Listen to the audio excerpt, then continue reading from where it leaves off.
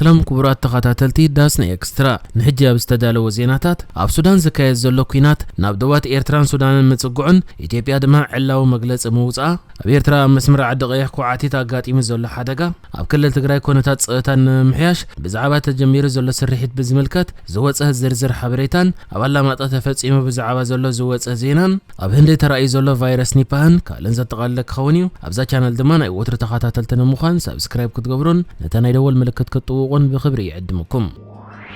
اب هاجر هندي جزات كيرالا ود 14 عامت قلعان نيباه بزتبهله فيروس دحرمماتو سبمزت عنا مطنققتا اوصيوم كالو سوساسباتون بتي لعل حدغا زلوو تتحيزم كخوني يخوليم بزبل طرطاره تلاليوم كم زلوو منستر طعناتا جزات افليتو منستر طعنا جزات كيرالا زخونت فينا جورج اتقلع كاب كتما بانديكاد كم زخونن مسؤول ركبات زنبرم سبات تنصيلم مرمرا كم استغبرولو من غليصا اب تخباب زركبو سبات اب حزباو بوتاتات مشفنه افنا فنጫን كغبرو كومونا هوسبيتال نزركبو سبات كم مبصح كقطبون كالوت طنققاتاتن كغبرو تحتيتهم አለውን ተባሂሎ ረኽሲ ቫይረስ ኒፓ ካብ ከም ሓሰማታትን መንካዕን ዝኣመሰሉ እንስሳታት ናብ ሰብ ዝመሓላለፍ ሕማም ምዃኑ ውድብ ጥዕና ዓለም ይገልጽ እቲ ሕማም ከ በቲ ቫይረስ ብዝተበከለ ምግብን ምዝተለኸፈ ሰብ ብምትንኻፍን ክመሓላለፍ ይዝኽእል ውድብ ጥዕና ዓለም እቲ ቫይረስ ለበዳ ከበገስ ልዑል ተኽእሎ ስለ ዘለዎ ዝለዓለ ቆላሕታ ዝወሃቦ ረኽሲ ምዃኑ ይገልጾ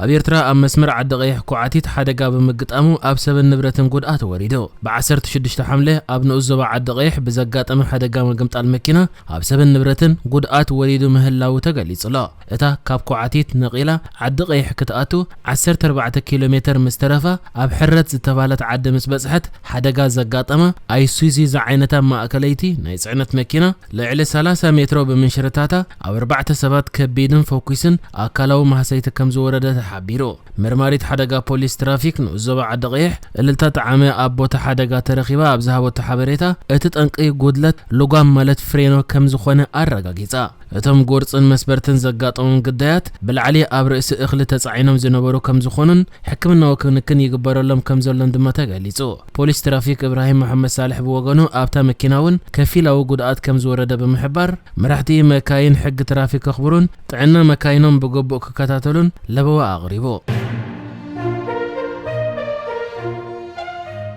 أب كلل تግራይ ከተማ አላማጣ በጉዳይ ሕቶ መንነት ኣብ ንጥፈታት ተዋፊሮም ነይሮም ዝተባሃሉ 4 ነበርቲ ናይታ ከተማ በኃይልታት ትግራይ ተኣሲሮም ዝብል ዜና ድሕር መዘርግሑ ኣብ ግዚያዊ ምሕዳር ክልል ትግራይ ከንቲባ ከተማ አላማጣ በጀካቶም ረበሻ ፈጢሮም ዝተባሃሉ በአባላት መልሻ ተታሒዞም ናብ ኃይልታት ጸጥታ ፌደራል ዝተረከቡ ውልቀ ሰባት ጆሆዝ ተታሐዘ ወይ ዝተጨወየ ሰብ የለን ክብል ነተኸሲ ነጽግዎ ከተማ አላማጣ ከም ዘፈለጥ ኩናት ትግራይ ንኽልተ ዓመት ኣብ ዝቆጸለ እዋን ሓንቲ ካብተን ካብ ክልል ኣምሓራ ብዝመጽኡ ጥቃት ተታሒዘን ዝነበራ ከተማታት ኮይና መስከለል ኣምሓራ ኸኣና ይግባእ ንሕቶ ካብ ዘላ ዓለን ክፋላት ትግራያ ኣብ ዝዋን ኣብ ትሕቲ ግዚያዊ ምሕዳር ከም ዘላ ዝግለጽ ከተማ አላማጣ ዝሓለፈ ሰሙን 4 ኣብ ሕቶ መንነት ኣብ ዝምልከት ነጥፈታት የካይዱ ነይሮም ዝተባሃሉ 4 መንእሰያት ብዕጡቃት ትግራይ ተታሒዞም ዝብል ሓበሬታ ድሕር መዝርግሑ ስድራ ነቶም ናይ መንእሰያት ንከም ቢቢሲ ዝኣመሰላ ናይ ዓለም ለኻውያን ማዕከናት ከይተረፈ ሓበሬታ ክህቡ ተራእዮም እዮም ግዚያዊ ምሕዳር ክልል ትግራይ ግን ነቲ ዝቐረበ ክስታት ካብ ሓቂ ዝረሓቐ ይድሕር ምባል ብረበሻ ዝተጠርጠሩ ጥራዮም ብምልሻ ትግራይ ኣብ ትሕቲ قيداتهم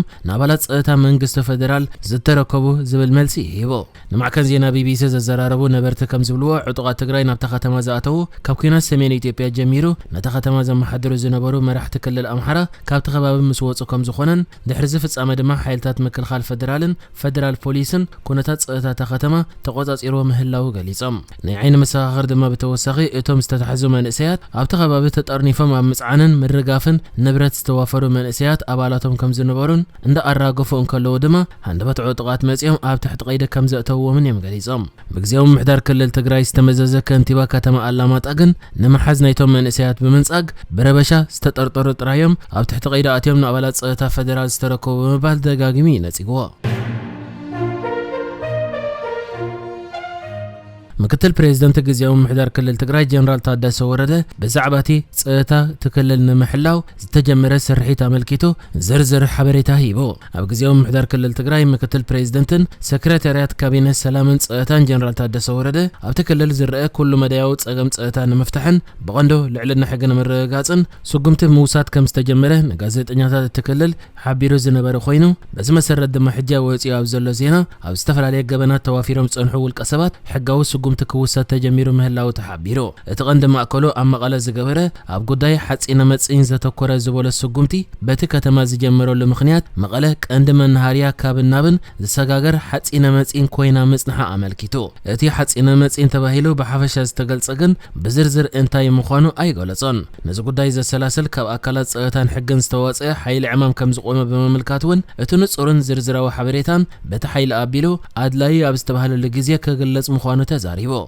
اب تግራይ ድሕሪ ኩናት ኣብ ዝተፈጥረ ጸጥታዊ ፖለቲካዊ ቆጠባውን ማሕበራውን ቅርውላዋት ዝጠንቆ ዝተፈላልየ ገበናት ክፍጸም ከም ጸንሐ ኣብ ዝተፈላልየ ኣጋጣሚታት ክግለጽን እዩ እዚ ቅልውላው ድሕሪ ኩናት ምስ ድኻም ግዜያዊ ምሕዳር ክልል ትግራይን ኣብ ውድብ ሕወሓት ዝተፈጥረ ምትፍናንን ምቃልን ነቲ ኩነታት ከም ዘጋደዶ ይንገር እቲ ምስ ኩናት ትግራይ ዝፈረሰ ሓይሊ ፖሊስ ብብቕዓት ምስ ኩሉ ጸጥታዊ ማሕበራቱን ዓቕሙን ዳግም ክቀውም ስለዘይከኣለውን ካብቲ ከም ጠንቀ ምልሕላሕ ጸጥታን ምኽባር ሕግን ኣብቲ ክልል ክልዓል ጸንሐ ቅሬታታት ሓደ እዩ ቀጻልነት ናይቲ ከምዚ ዝበለ ስጉምትን ንየምሰል ጥራይ ኣብ ታሕተዋይ መሳልል ከይድረትን ንላዕሊ ክበጽሖ ዝኽእል ደረጃውን ካብቲ ስክፍታ ክፈጠር ጸንሐ ጉዳያት ምዃኑ ክስማዕ ጸኒሑ እዩ ጀነራል ታደሰ ኣብቲ ብሶኒ ዝሃቦ መግለጺ እዚ ስጉምታት እዚ ካብቲ ዝተሓስበሉን ግዜን ባጀትን ላዕሊ እንትኾነ ብሰፊሑ ክሳብ መወዳእታ ክቕጽል ምዃኑ ብምግላጽ ኣብ ዘይሕጋዊ ወራር መሬት ዕደና ኮንትሮባንድን ምስጋር ደቂ ሰባትን ተዋፊሮም ጸንሑ ሰባት በተን ዝቆመ ሓይሊ ዕማማት ኣቢልካ ኣብ ቅድሚ ሕጊ ተሓተት ንምግባር እቲ ስራሕ ክቕጽል ኢሉ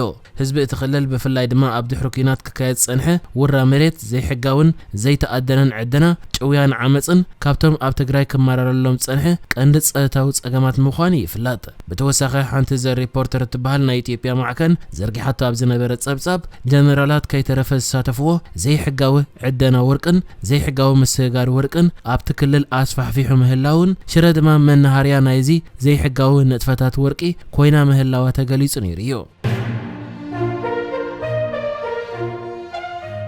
ኣብ ሱዳን ኣብ መንጎ ጀነራላት እቲ ሃገር ዝመርሕዎ ሓይልታት ዝካየድ ዘሎ ኩናት ሓድሕድ ድሮ ልዕሊ ሓደ ዓመት ኣቁፂሩ ኣብ ዘለወሉ እዋን ናብ ዶባት ኤርትራን ኢትዮጵያን ይጽጋዕ ከም ዘሎ ተገሊጹ ድሮ እውን ኢትዮጵያ ብዛዕባ እዚ ጉዳይ ኣመልኪታ ሓይሊ ዕማም ኣቂማ ብቐረባ ትከታተሎ ከም ዘላን እቲ ኩናት ድማ ናብ ዶባት ገጽ ይጽጋዕ ኣብ ዘለወሉ እዋን እንታይ ኣሉታዊ ጽልዋታት ከምኡ ድማ ሳዕቤናት ክህልዎ ይኽእል ብዝምልከት ድማ ገምጋም ተካይድ ምህላዋ ዕላዊ ገይራላ وهب قال منستر قدرات وصاي إثيوبيا النبي تدلا مغازيطኛታት ኣብ ዝሃቦ ሓበሬታ እቲ ዝኾነ ምልክታት ናይ መቆራጽ ዘየር ዘሎ ናይ ሱዳን ኩናት ናብ ዶብ ኢትዮጵያ ይጽጋዕ ከም ዘሎ ክዛረብን ከሎ نزن مجمع كأن حيل عمام قيمة كم زلا يجلسوا أتا حيل عمام سرحة نتزلوا كونتات مصنع قداي أب سودان زلوا أمام كوينات تقركيرهم زلوا إثيوبيان أب قمة مئتاو كم دم متسقعنا تكوينات نبي إثيوبيا زلوا تسلوانا ملكيتا مصنع تتكايد الله يلو أتا حيل عمام بقت تكوينات السودان مسجمرة نتخونتات ككاتاتل زغوما أكل مخانن حجد ما بمسرة زلوا حدش معبالتات تكوينات نبي إثيوبيا يتسقع بزلوا الأوان أتنا حيل عمام جوجله نزن مكتال توافيرو